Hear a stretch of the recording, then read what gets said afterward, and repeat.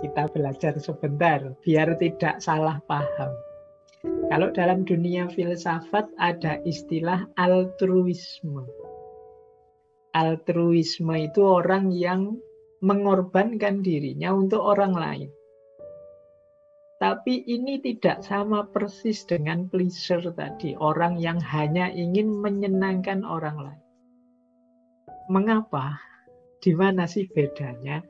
Ayo dipahami pelan-pelan ya. Orang yang gayanya pleasure tadi kelihatannya seolah-olah mempedulikan orang lain. Tapi sebenarnya dia ini egois. Jadi dia ini ingin mendapatkan balasan dari orang lain itu. Balasannya dalam bentuk apa? Pengakuan atau penghormatan. Ingin disebut orang baik, ingin disebut orang yang sopan, ingin disebut orang yang tahu unggah-ungguh, ingin disebut. Nah, akhirnya apa? Melupakan kepentingannya sendiri karena ingin disebut tadi. Inilah namanya people pleaser. Jadi orang yang targetnya adalah diakui orang lain, dihargai orang lain, maka dia mengorbankan banyak hal untuk orang lain demi itu.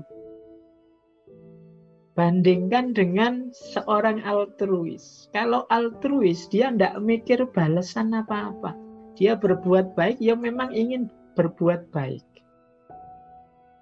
Para spiritualis, misalnya para sufi yang hidupnya murah hati, itu kan dia tidak mikir balasan apa-apa. Sahabat kita yang sejati misalnya menyenangkan kita, tapi dia tidak menunggu balasan apa-apa. Kita memuji dia atau kita membenci dia tidak masalah. Yang penting dia ingin berbuat baik saja pada kita. Beda dengan people pleaser tadi, dia menunggu dipuji, dia ingin orang itu selalu menganggap dia positif. Kalau sahabat sejati tadi, tidak apa-apa kamu nganggap aku negatif, asal kamu selamat, asal kamu sukses. Nah, itu true friendship. Persis sama seperti orang tua kita. Mungkin juga keluarga kita. Mereka memberi banyak, mengorbankan banyak untuk kita, tapi tidak menunggu kita akui atau kita hargai gara-gara itu. Sama juga dengan para pahlawan. Para pahlawan itu kan berkorban. Kita wah ini jangan-jangan pahlawan itu people pleaser, Pak. Enggak. Dia enggak nunggu kita akui sebagai pahlawan, ditetapkan oleh negara jadi pahlawan atau tidak. Mereka enggak pernah mikir sama sekali tentang itu. Yang mereka perjuangkan dulu ya murni ingin memberikan yang terbaik untuk tanah tumpah darahnya. Nah, ini orang menyebutnya altruis. Jadi teman-teman awas jangan keliru. Jangan disamakan begitu saja. Oh, berarti kalau saya berkorban untuk orang lain, melakukan kebaikan untuk orang lain itu berarti jelek. Enggak. Enggak jelek, kecuali kalian gaya pleaser tadi. Gaya yang ingin dapat imbalan, kehormatan maupun pengakuan. Makanya kalau mau dijelaskan singkat, pleasure itu inner directed. Jadi seolah-olah keluar, tapi sebenarnya dia orientasinya ke dalam. Ingin dianggap baik, ingin menjaga citra. Mungkin kita menyebutnya jaim misalnya. Jaga image saja. Sudah terlanjur dianggap orang baik ya, biar kelihatan baiknya terus-menerus. Kadang kita menyebut juga dengan istilah pencitraan. Biar citranya tetap harum, tetap baik di tengah masyarakat misalnya. Sehingga dia melakukan itu terus, meskipun sebenarnya dia tidak suka itu. Nah, ini gaya pleaser. Tapi kalau seorang altruis, orang yang mengorbankan hidupnya untuk orang lain, itu ya outer directed.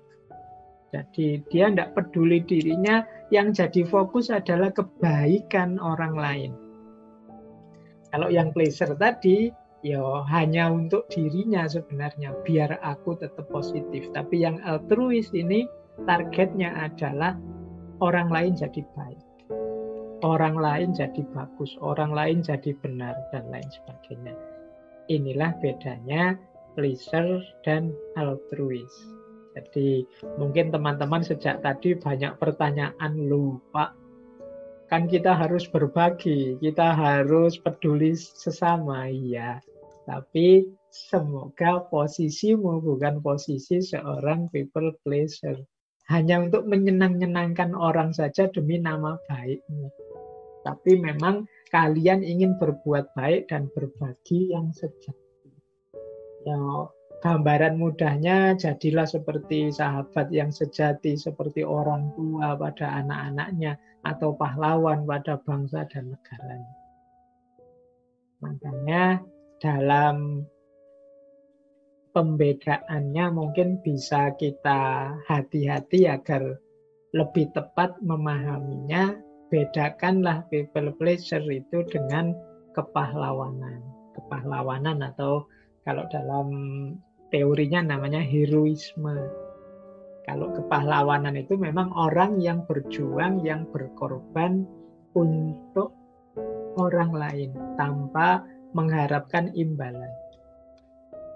Jadi makanya guru itu pahlawan tanpa tanda jasa. Jangan menganggap apa guru itu paling cuma ingin menyenang-nyenangkan kita saja. Ya enggak, ngapain menyenang-nyenangkan kalian dong.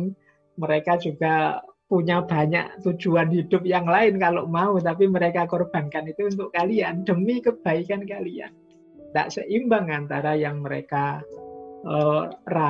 peroleh dengan yang diberikan pada kalian. Itu kepahlawanan, dan hidup ini butuh pahlawan. Kalau tidak ada pahlawan, semua orang egois misalnya, ya dunia ini pasti rusak. Bayangkan misalnya orang tua tidak punya jiwa kepahlawanan, berkorban untuk anak-anaknya. Mereka hanya mikir kepentingannya saja. Begitu anaknya lahir, dicuekin. Alah sudah, ini makhluknya Allah, biar Allah sendiri yang ngurusi, ya bisa rusak dunia ini. Jadi teori kepahlawanan itu sebenarnya teori tentang keniscayaan hidup, kewajiban hidup, kebutuhan hidup. Karena kalau tidak ada pahlawan, ini macet kehidupan kita ini. Kalau setiap orang egois, mikir kepentingannya sendiri-sendiri, mungkin besok pagi sudah jungkir balik tatanan hidup ini. Nah, ini beda dengan people pleaser tadi. Atau kewajiban-kewajiban. Misalnya kewajiban sosial atau kewajiban agama, tidak sama dengan people pleaser. Misalnya, saya Pak sedekah. Mengapa sedekah? Menjalankan perintah agama, Pak. Nah, ini kewajiban. Kalau ini bukan pleasure. Saya Pak membahagiakan orang. Kenapa? Agama menyuruh saya banyak senyum, paling tidak untuk berbagi kebahagiaan dengan orang lain. Nah, ini tidak termasuk people pleasure. Karena sumber pendorong tindakan itu norma-norma, aturan-aturan. Atau cinta.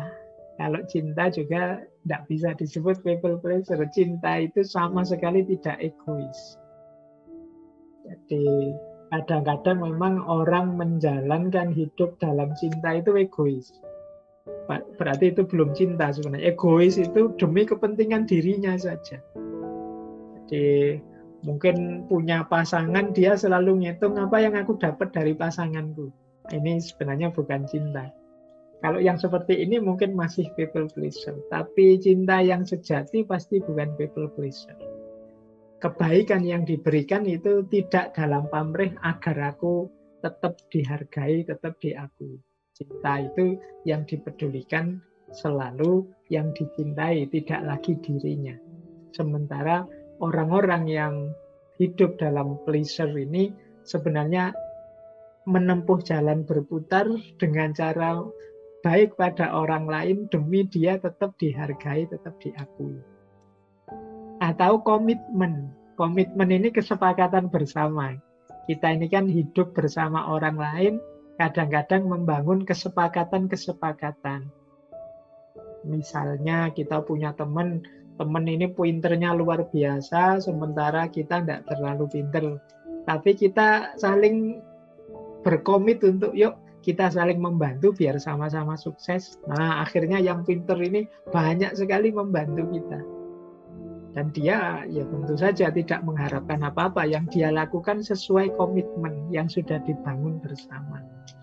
Nah, ini juga tidak tergolong pleasure. Jadi mungkin sejak tadi teman-teman bertanya, lah kok nggak boleh berbuat baik pada sesama?